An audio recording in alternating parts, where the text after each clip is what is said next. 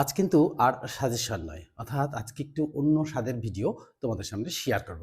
কারণ কি আমাদের এই ক্লাস 10 এ যারা পড়ো তাদের জন্য তো সাজেশন শেয়ার করছি।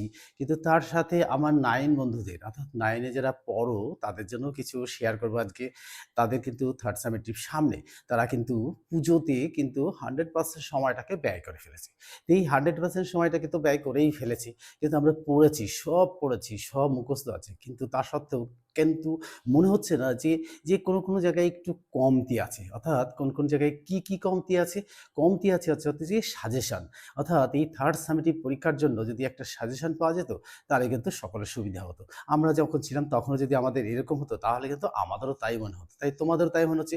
এই তোমাদের কথা ভেবেই কিন্তু আজকে শেয়ার করব কোন বই থেকে? অর্থাৎ আজকে জিওগ্রাফি সাবজেক্ট। এই ৯ম শ্রেণীর জিওগ্রাফি সাবজেক্ট ভূগোল ও পরিবেশ সমরেন্দ্রনাথ মোদক এই বই থেকে কিন্তু আমি শেয়ার করব। এই বইয়েরই কিন্তু ১ম চ্যাপ্টারটা একটা পার্ট দিয়েছি। আজকে কিন্তু ২য় পার্ট তোমাদের সামনে শেয়ার করব। আর তাহলে এই চ্যাপ্টার থেকে যে প্রশ্নগুলো আসার মতো সেই প্রশ্নগুলো উত্তর সমেত কিন্তু তোমাদের সাথে শেয়ার করব। আর শেয়ার করার সাথে কিন্তু তোমাদের কি হবে?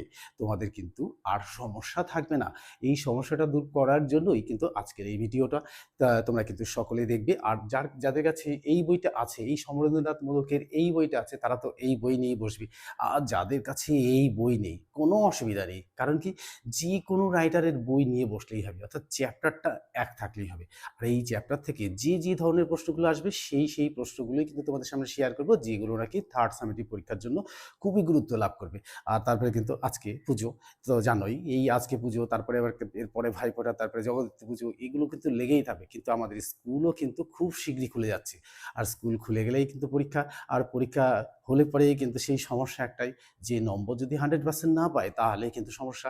আর যদি 100% নম্বর পেয়ে যায় তাহলে তো আর কোনো সমস্যাই থাকবে না। আর সেই সমস্যাটাই কিন্তু আজকে দূর করে দেবো। কিন্তু একটুখানি সময় ব্যয় করতে হবে। কারণ কি? আমি যখন পড়াবো পাই টু পাই বইটাকে একটু পড়িয়ে দেবো এবং সেখান থেকে এখন কিন্তু বিস্তারিত পড়াবো না। ঠিক মেইন টপিকগুলো নিয়ে আলোচনা করব এবং সেখান থেকে যে প্রশ্নগুলো আসবে সেগুলো কিন্তু উত্তর সমেত আজকে তোমাদের সামনে শেয়ার করব। শেয়ার করলে কিন্তু আর সমস্যা থাকবে না। তো আর যে কদিন ছুটি আছে, এই ছুটির মধ্যেই কিন্তু আমি তোমাদের এই জিওগ্রাফি সাবজেক্টের যে জায়গাগুলো হয়নি সেই জায়গাগুলো কিন্তু তোমাদের সাথে শেয়ার করে দেবো। তাহলে আর কোনো সমস্যাই থাকবে না। তাহলে আমরা কি করব?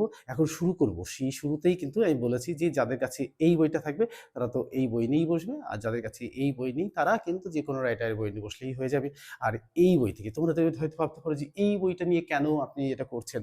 কারণ আমি এটা বলব যে যত বই আমরা পড়িয়েছি বা পড়াচ্ছি, হ্যাঁ? সেই বইগুলোর মধ্যে কিন্তু এই সমরেন্দ্রনাথ মোদকের এই বইটা কিন্তু খুব সুন্দরভাবে ডিটেইলস দেওয়া আছে। অর্থাৎ সকল ধরনের